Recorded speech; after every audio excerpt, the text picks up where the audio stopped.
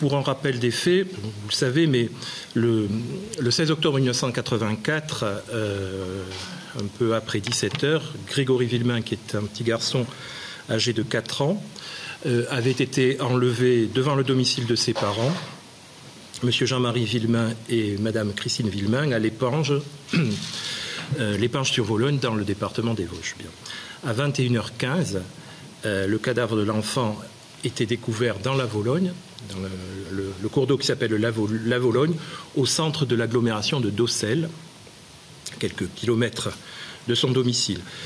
Ses chevilles et ses poignets étaient liés au moyen de cordelettes mal serrées et une autre cordelette entourait le cou de l'enfant. Dans les jours qui ont suivi, une information judiciaire a été ouverte au tribunal de grande instance d'Épinal, confiée à un juge d'instruction. Et après de nombreux développements sur lesquels je ne vais pas entrer, que vous connaissez, qui ont notamment compris l'inculpation de Bernard Laroche, cette information a abouti à la mise en accusation de la mère de Grégory, Madame Christine Villemain. Pendant l'instruction, Bernard Laroche, qui avait été remis en liberté par le juge d'instruction, avait été abattu d'un coup de fusil par Jean-Marie Villemain, le père de l'enfant, le 29 mars 1985. L'arrêt de la chambre d'accusation de la cour d'appel de Nancy, qui renvoyait Christine Villemain devant la cour d'assises pour le meurtre de l'enfant, a été cassé par la cour de cassation et l'affaire a été renvoyée devant la cour d'appel de Dijon. Et ce qui explique que depuis cette date, c'est la cour d'appel de Dijon qui est saisie de cette affaire criminelle. Après la cassation, la chambre d'accusation, tel était son nom à l'époque, a repris les investigations et notamment a recherché ce qu'il en était de la mise en accusation de Madame Christine Villemain. Et vous n'ignorez pas, par un arrêt du 3 février 1993, la chambre d'accusation a dit qu'il n'existait aucune charge contre Christine Villemain et a rendu une ordonnance de non-lieu. Elle a employé d'ailleurs ce terme d'absence de charge, alors que l'expression du Code de procédure pénale est de charge insuffisante. Elle est allée au-delà en disant qu'il n'y avait pas de charge contre Madame Christine Villemain. Et c'est en cet état que ce dossier a été refermé. J'indique que l'instruction pendant ce supplément d'information a été conduite par des présidents de la chambre d'accusation successifs. L'un d'entre eux, décédé depuis, M. Simon, a conduit de nombreuses investigations au départ, lorsque la cour d'appel a été saisie.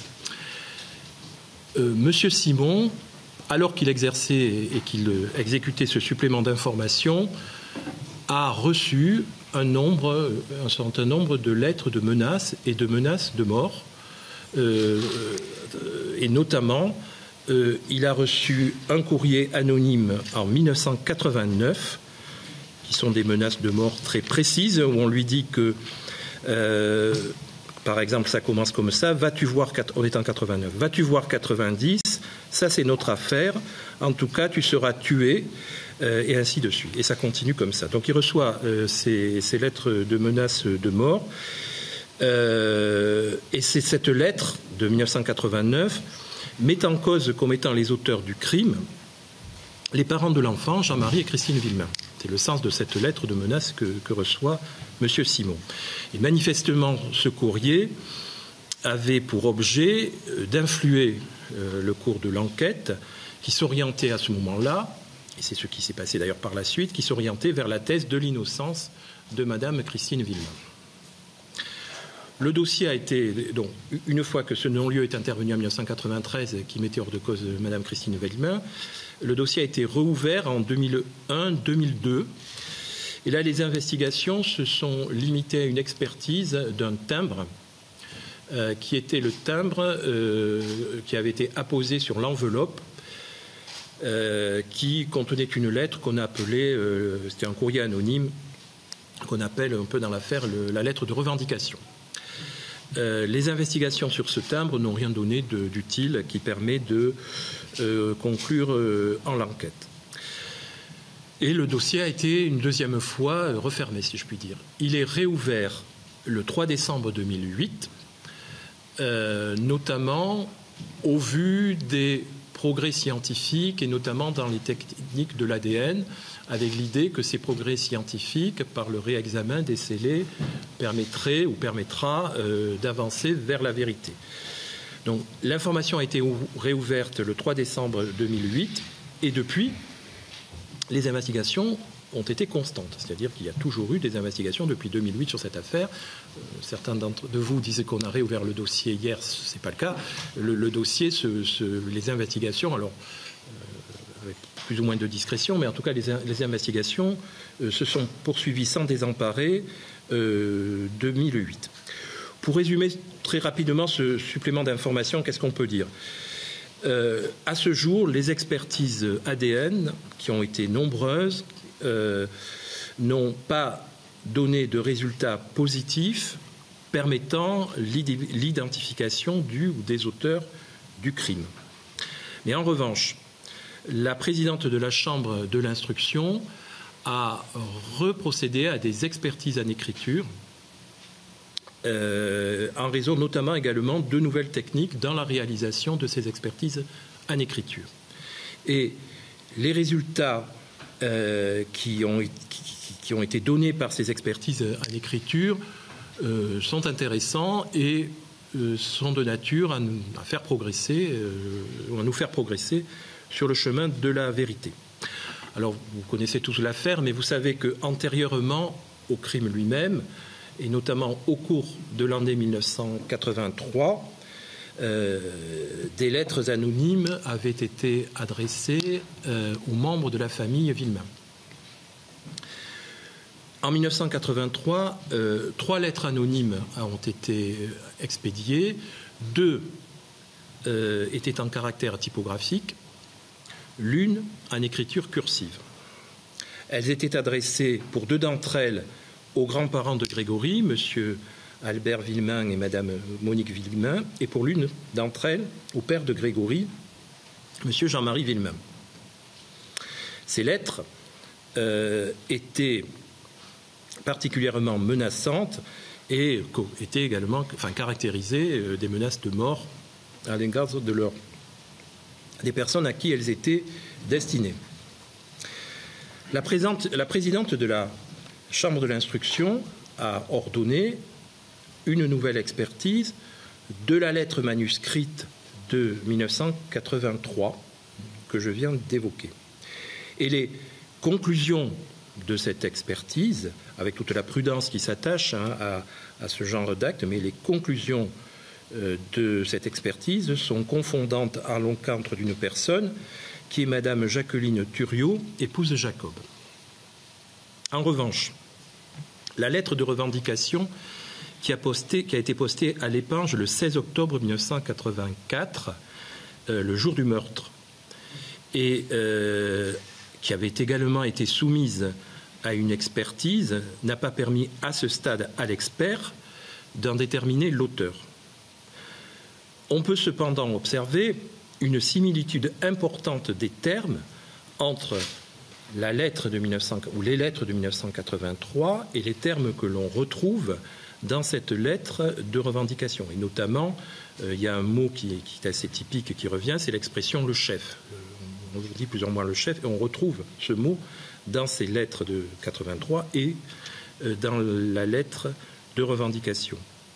Vous savez que ces lettres qui émanaient de celui qu'on appelait le Corbeau, le Corbeau se manifestait non seulement par ces lettres, mais il se manifestait aussi par des appels téléphoniques, même des centaines d'appels téléphoniques. Et ces appels téléphoniques émanaient d'une femme, et ils émanaient aussi, selon les témoignages, d'un homme à la voix rauque et essoufflée.